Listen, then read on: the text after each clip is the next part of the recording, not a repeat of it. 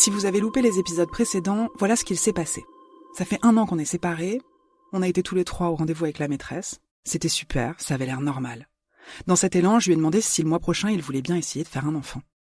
Je suis Méry Royer et vous écoutez Le syndrome de la toile cirée, une série d'été du podcast Transfert, épisode 4, la première tentative.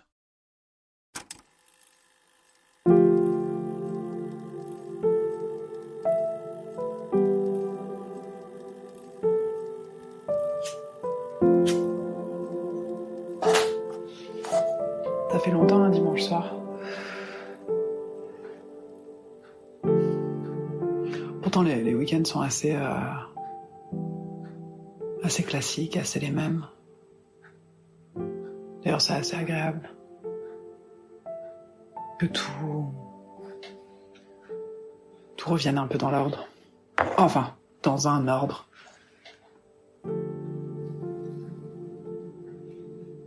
C'est un ordre fragile, mais c'est un ordre.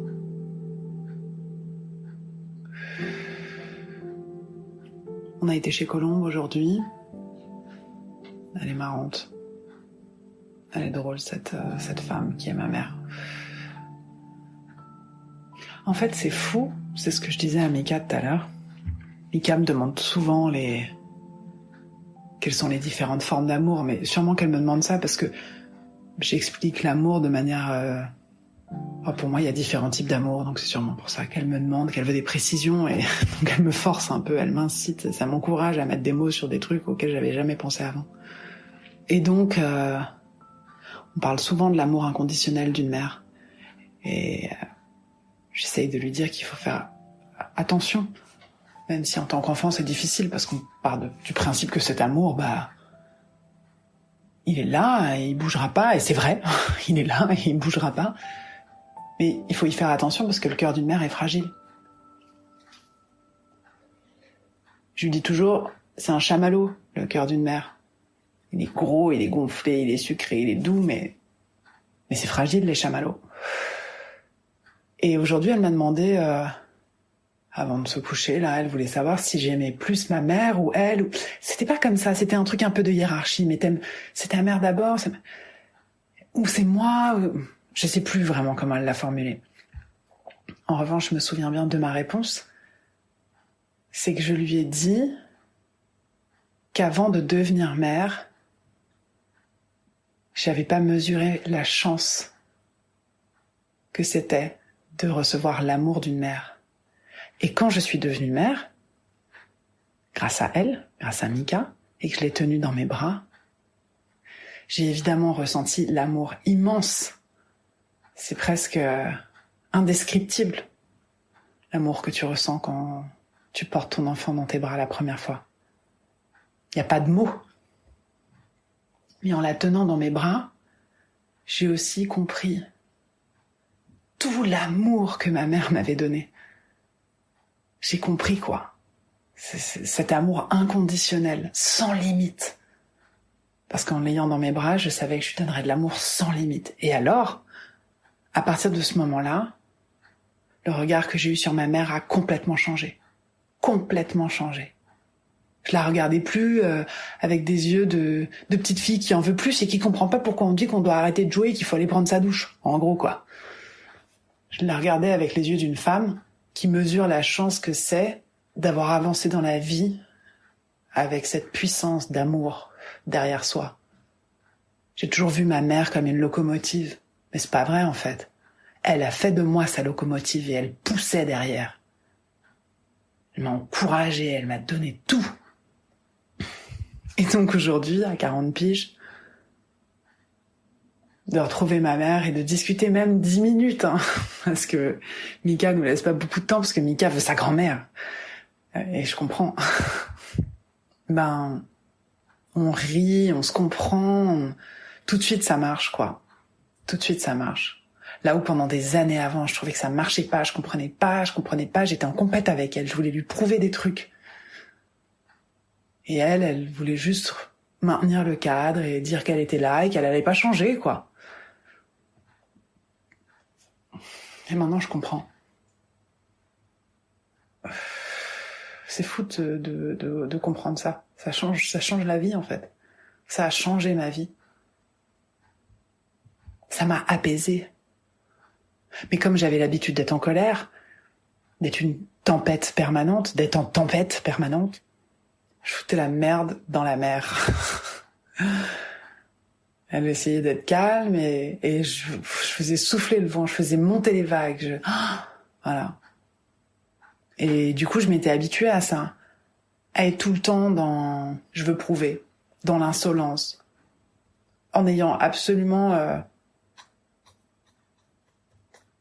un truc très fort accroché à moi de j'ai pas confiance et je suis pas assez bien et je me sens pas assez jolie et je me sens pas assez intelligente et je me sens pas assez futée et j'ai pas fait les bons choix et j'ai pas trouvé un bon job et j'ai pas donné. Et en fait,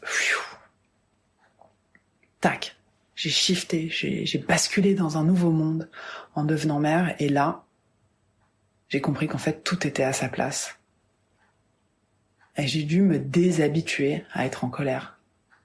Me déprogrammer, quoi.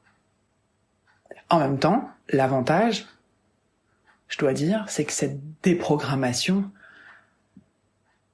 elle s'est faite aussi par nécessité, parce que quand tu tiens un tout petit bébé dans les bras, tu peux pas être en colère. Tu peux pas être en colère. C'est formidable, c'est merveilleux, c'est une bénédiction, c'est une chance. C'est fou, c'est des surprises, c'est... Oui, il y a tous les autres trucs, t'es fatigué, t'es machin, t'es tout ça, mais ça aussi, ça joue dans la balance d'accueillir les surprises, d'être dans l'amour, d'être dans tout ça, parce que si tu capitalises que sur tes frustrations, bah tu restes frustré et tu restes encore en colère, et la frustration, c'est le meilleur carburant de la colère. Moi, je me souviens de centaines de conversations avec des centaines de personnes différentes, Adrien en premier, bien sûr, mais toutes mes copines, tous les mecs que j'ai fréquentés, à qui je disais que je carburais à la colère. Pire encore, je carburais à la rage. J'étais en rage. Et maintenant, je veux que carburer à l'amour. Et quand tu carbures qu'à l'amour, moi c'est un peu comme quand tu carbures qu'à la colère, quand t'as choisi ta devise. Et du coup, quand tu choisis ta devise, bah il y a un mode d'emploi qui va avec. Et quand tu choisis l'amour, bah en fait, tu peux plus être en colère. Tu peux plus être tout le temps fâché, parce que c'est fatigant d'être tout le temps fâché. Mon Dieu, que c'est fatigant. Et c'est marrant parce que, comme j'avais l'habitude encore d'être en colère et que j'arrivais pas à me déprogrammer, bah du coup, j'ai transvasé toute cette colère, je l'ai mis dans mon taf. Ah, j'étais en colère contre les producteurs, j'étais en colère contre le système. Et les gens et les patrons libidineux qui te font des remarques, qui te font machin. Et puis ça me... Au lieu de dire stop, non, ça continuait, ça nourrissait mon moteur. Elle avait la rage, la mairie, elle avait la rage. Elle voulait prouver. Et petit à petit, Mika grandissant, j'ai arrêté de me battre. Parce qu'en fait, le système, je vais pas le renverser. Le système, je vais pas le changer. En tout cas, je m'en sens pas capable, j'en ai pas l'envie. J'y arriverai pas. J'ai senti que c'était moi qui allais tout perdre. Pour le taf, pour continuer à carburer à la colère et à la frustration. Et dès que j'ai arrêté de céder aux caprices de la colère, et ben dans le taf, ça a été beaucoup plus simple et beaucoup plus agréable. Et ça faisait le tri, naturellement. Je suis pas assez bien payée pour faire ce truc-là. Bah désolé, je vais pas pouvoir le faire. C'est pas... Avant, ma devise, c'était 1 euro, c'est toujours mieux que 0 euros. Alors je disais oui à tout. Mais j'ai arrêté de dire oui à tout. Finalement, tu croirais que carburer à l'amour pendant des années, j'ai méprisé l'amour. Je trouvais que c'était le truc des faibles. Ah, l'amour, il faut que ta première fois, ça soit avec quelqu'un que t'aimes, il faut que t'aies machin. En fait, tout ce que ma mère m'a dit, et que je trouvais ridicule. Alors, je voulais faire tout l'opposé. En fait, elle avait assez raison. Ça laisse des meilleurs souvenirs. Ça laisse des traces qui sont belles. Alors que quand tu fais tout dans la colère, ça laisse des traces dures qui cicatrisent difficilement. Et tout ça pour dire que finalement, quand tu carbures à l'amour, ça te force quand même à faire des choix. Et des choix qui sont assez... qui t'empêchent pas d'être radical. Et c'est ça qui est chouette, parce que moi j'adore la radicalité. J'adore un vrai oui et j'adore un vrai non.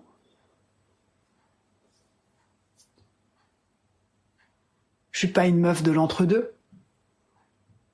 Pourtant, je sais que la vie est grise, mais je suis pas une meuf de l'entre-deux. C'est la vie qui est grise, qui est entre deux, un peu de tout, mélangé dans un grand saladier. Mais quand tu choisis l'amour, eh ben, tous tes choix sont motivés par ça. Et donc, quand tu te sépares du père de ta fille, tu peux pas le détester. Tu peux juste l'aimer autrement. Mais c'est toujours l'amour qui prime. Et il y a eu cette séparation avec David et j'avais toutes les raisons du monde d'être en colère. Et d'ailleurs, je pense que si je m'étais pas séparée de lui, j'aurais réactivé la machine de la colère. J'aurais été en colère contre lui, j'aurais voulu lui faire payer, tiens. Et au final, la note aurait été salée. Voilà. Donc il fallait faire un choix par amour. Le choix par amour, c'était l'amour de notre enfant. Ah, bah écoute, ça va pas entre nous. Ça va pas marcher, je vais pas y arriver, je vais pas réussir à prendre sur moi, je vais te le faire payer une tonne. Donc on se sépare.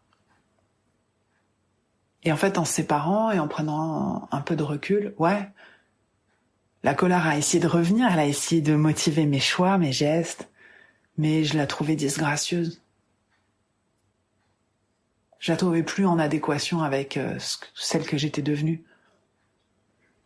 Je la trouvais puérile, immature, à faire des choix sur des coups de tête. Donc ouais, c'est l'amour qui motive tous mes choix maintenant.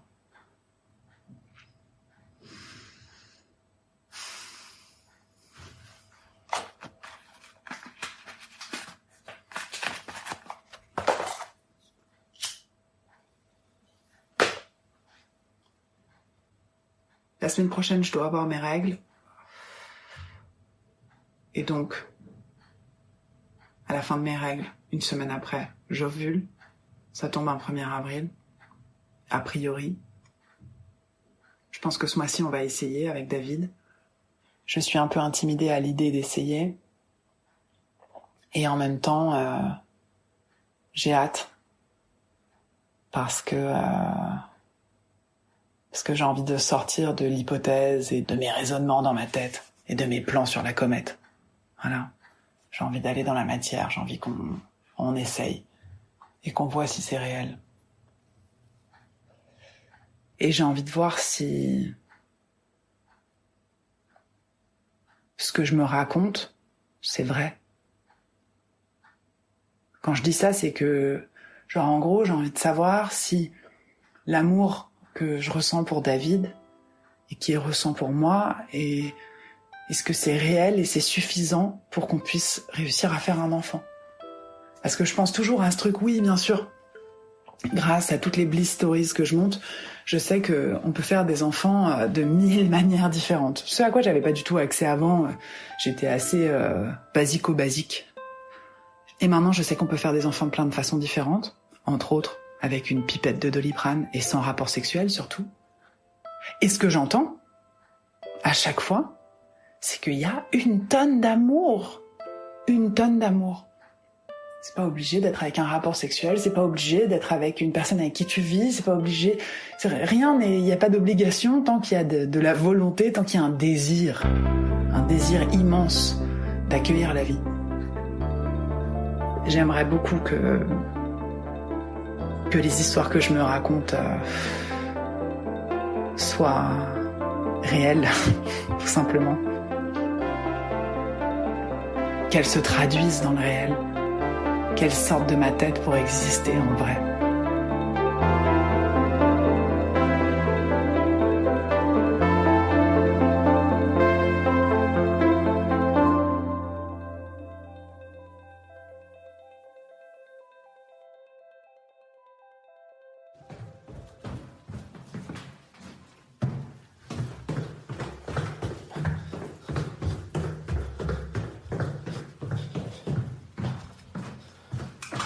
C'est une catastrophe. Je suis d'une humeur terrible.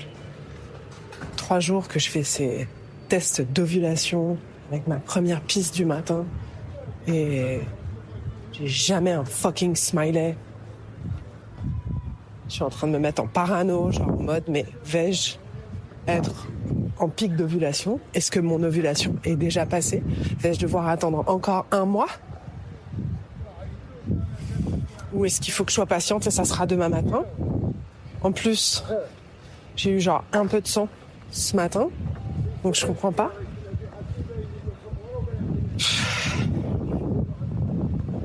Je suis très très préoccupée. Ça me préoccupe. Ça me rend triste. David est à la maison. Comme je suis triste, je suis préoccupée. Je suis inquiète, je suis de mauvaise humeur. Je le suis aussi un peu avec lui alors qu'il a rien demandé, le mec. Ouais, c'est pas... Enfin, je sais pas, ça me rend... Tout ça me rend très sensible, triste, inquiète. Je regarde ma merveilleuse fille et je sais ma chance d'être sa mère et je sais pas, ce matin je l'ai amenée à la danse, je sais pas, tout me rend triste. J'ai bu un café avec une maman de la danse, trop gentille, trop sympa. Et en fait j'ai l'impression que tout le monde réussit sa vie, tout le monde fait des trucs cool, tout le monde est bien, tout le monde a des adultes avec qui parler le soir, tout le monde s'épanouit. Je sais que c'est pas vrai, mais c'est l'impression que j'ai et que moi je suis toute seule et impuissante. Bon, donc là je vais au sport. J'ai pas réussi à bosser, donc je vais au sport et j'espère que ça va me faire du bien. Pardon. Ça peut que me faire du bien. De toute façon, j'ai que ça. Marrant parce qu'aujourd'hui, je me suis dit que j'allais essayer de faire du rameur. Force de ramer, peut-être que, tiens, voilà quoi. Bref, allez, à la recherche des endorphines.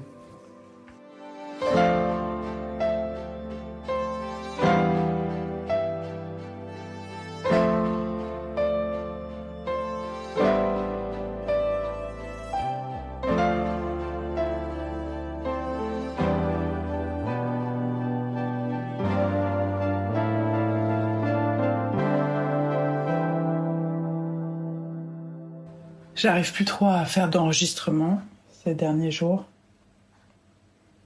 Je crois que je suis un peu dans ma tête, ou peut-être qu'il y a tout qui se mélange un peu. Ou peut-être qu'il y a tout qui devient très clair. En gros, j'ai eu mes règles la semaine dernière. Je commence à être en période d'ovulation. J'ai parlé à David. Je lui ai demandé de venir dans la semaine le jour où mon test d'ovulation sera positif pour qu'on essaye. Ouais, je pense que je suis stressée. Je suis stressée parce qu'on se rapproche du truc, quoi. Et qu'on va le faire et que ça m'intimide et que j'ai très envie que ça marche aussi. Voilà, tout se bouscule un peu dans ma tête. Et du coup, j'ai pas trop envie d'enregistrer parce que j'ai pas trop envie de déposer toutes ces idées qui se mélangent. Dans notre quartier, il y a un couple qui habite là. C'est des connaissances, quoi. Et aujourd'hui, en rentrant de balade avec Mika, je les ai vus à l'arrêt du tram et j'avais senti qu'elle allait tomber enceinte. Et là, je l'ai vue enceinte et je l'ai trouvée trop belle et je les ai trouvés trop beaux. Et en fait, le truc auquel j'ai pensé direct, c'est ils ont la vie devant eux, quoi. Il y a un truc très beau avec la grossesse le champ des possibles, quoi. Tout ce qui peut arriver, tout ce qui va être merveilleux, qui va venir, qui va être fantastique avec l'arrivée d'un bébé. Et par moments, je me dis que c'est aussi peut-être pour ça que j'ai envie d'être enceinte encore. Pour avoir un champ des possibles devant moi, immense. Comme si ce que j'avais, ça me suffisait pas, alors que c'est amplement suffisant. Donc tout à l'heure, j'ai fait un test d'ovulation. Un espèce de stylo avec un petit écran et t'as des petits embouts, des unitaires que tu défais de leur emballage et que tu clips dedans, dans ce gros embout là qui ressemble à un stylo. Et ensuite tu fais pipi dessus. Et t'attends 3 minutes et là, il y a un rond qui s'affiche. Si c'est un rond tout simple, bah, c'est que t'ovules pas. Et s'il y a un smiley, c'est que t'ovules, tu vois. Donc aujourd'hui, je n'ovule pas, mais je sens que ça arrive. Normalement, selon mon appli, j'ovule mercredi. Donc si je suis mon plan, là, tous les matins, je vais faire pipi sur ce petit bâtonnet pour voir si c'est mercredi ou mardi ou lundi. Bon. Une fois que ça s'est validé, qu'il y a un petit smiley, je vais appeler David pour qu'il vienne. Et ensuite, une fois qu'il sera là, je vais stériliser un verre. Je sais pas si c'est nécessaire, mais bon, je vais le faire. Parce qu'à la pharmacie, ils n'ont pas voulu me donner des petits pots pour les selles, hein, les trucs pour tu sais, les petits pots stériles là, dans lesquels tu pisses quand tu vas faire des analyses d'urine. Et lui, il va se mettre dans le salon, je pense. Il va se masturber et une fois que ce sera fait, il va me donner la semence dans le petit verre que j'aurai stérilisé. Je prendrai la petite pipette de Doliprane. J'irai dans la chambre, j'aspirerai, je m'allongerai et j'injecterai la semence. J'en avais des choses à dire hein, sur tout ce process et sur tout ce rêve avant de me retrouver un peu devant la situation. Et là, j'ai l'impression d'être complètement, incapable de formuler quoi que ce soit. Et pourtant, je sais qu'il faut que... Enfin, il faut rien, mais que c'est bien de continuer à documenter. Et qu'il faut pas lâcher l'exercice. Mais souvent, quand j'arrive devant le moment, tu vois, la dernière ligne droite avant l'arrivée, j'ai du mal à poursuivre l'effort. Et je crois que là, je me retrouve un peu dans cette situation. C'est bizarre ce truc aussi de... Ce matin, avec Mika, on a été au Puce pour chercher un cadeau pour Colombe, pour son anniv. Et je vois bien que... Avec Mika, on est dans notre monde à nous, on fait nos choses et on avance, mais... Je vois bien que je suis invisible aux yeux des hommes et même des autres femmes. Je suis un non-sujet. Et quand je venais d'accoucher, ça me choquait beaucoup. Surtout les premières fois où je sortais dehors sans Mika. Parce que finalement, quand t'es avec ton enfant, bah t'as un but, quoi. T'as une mission, tu t'occupes de ton enfant dans la rue. Alors, il est tout bébé, tu pousses la poussette, tu l'as dans le porte-bébé, tout ça. Et les premières fois où j'ai été au café, retrouver Ilham, et qu'elle rentrait dans le café, je l'attendais debout au comptoir, et elle rentrait, et elle m'appelait, elle me disait « Mais t'es où ?» Et j'étais juste à côté d'elle, quoi, mais elle me voyait pas, j'étais invisible. J'avais perdu une lumière... C'est l'impression que j'avais. En tout cas, c'était aussi une réalité, quoi. On me voyait plus, quoi. Et ça fait 6 ans qu'on me voit pas. Il y a des moments où on me voit, j'abuse, je dramatise un peu, mais aujourd'hui, quand on était au Puce, j'ai bien vu, quoi. Ma fille me voit, je vois ma fille, mais le reste du monde ne nous voit pas, quoi. Et surtout moi. En tant que femme, quoi. J'existe pas. Et quand je serai enceinte à nouveau, on me verra parce que je serai enceinte. Mais on me verra pas parce que je suis une femme. Je sais pas comment dire, une femme... une femme, quoi. Belle, désirable, lumineuse et tout. Et par moments, ça me manque, en fait. Tout simplement. Je crois que ça me manque. D'exister en dehors de mon rôle de mère, Et aussi à d'autres moments, justement, je suis tellement heureuse d'exister dans ce monde-là que je m'en fous. Le reste n'existe plus. Et... je sais pas, c'est un peu fouillis tout ça, mais... c'est vrai que c'est particulier de se relancer dans un projet pour faire un bébé et cette fois savoir que j'aurais même pas à mes côtés un homme que j'aime, quoi. Alors évidemment, David, je l'aime et évidemment, il sera là. Mais son regard, quoi. Son regard sur moi. Mais peut-être que je me gourre, hein. Peut-être que là, je suis juste angoissée, je parle et en fait, je suis stressée qu'on me voit pas et que j'existe pas, alors qu'en fait, je ne fais qu'exister et c'est juste moi qui me nie, quoi. Moi qui arrive plus à me voir et qui arrive plus à... Mais c'est vrai que quand t'as pas de vie sociale, que tu sors pas le soir, que tu fais pas des choses de gens libres, et ben du coup, tu commences à y croire au fait que tu n'es plus libre alors que je suis juste libre autrement.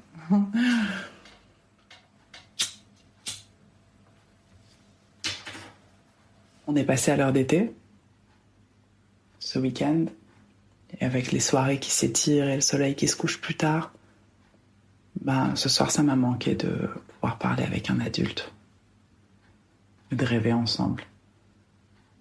C'est aussi ce truc-là, de rêver à deux, quoi.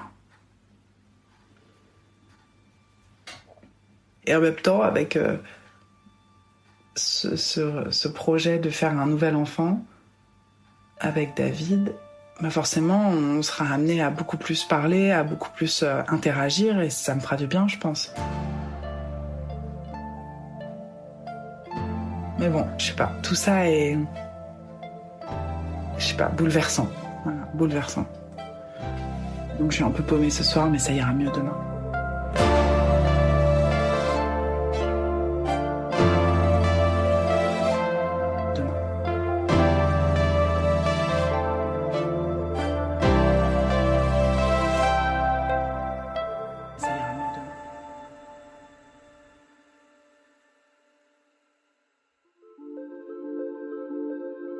Vous venez d'écouter l'épisode 4 du Syndrome de la toile cirée, une série estivale de Transfert avec Mary Royer.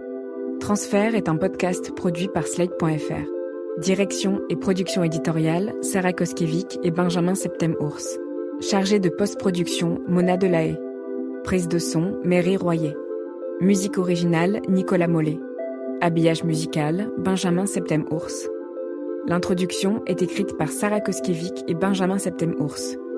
Elle est lue par Mary Royer. Retrouvez Transfert tous les jeudis sur Slate.fr et sur votre application d'écoute préférée. Découvrez aussi Transfert Club, l'offre premium de Transfert. 3 fois par mois, Transfert donne accès à du contenu exclusif, des histoires inédites et les coulisses de vos épisodes préférés. Pour vous abonner, c'est simple, rendez-vous sur slate.fr/transfertclub. Vous pouvez aussi vous abonner à notre newsletter, notre compte Instagram et rejoindre le Discord de Transfert.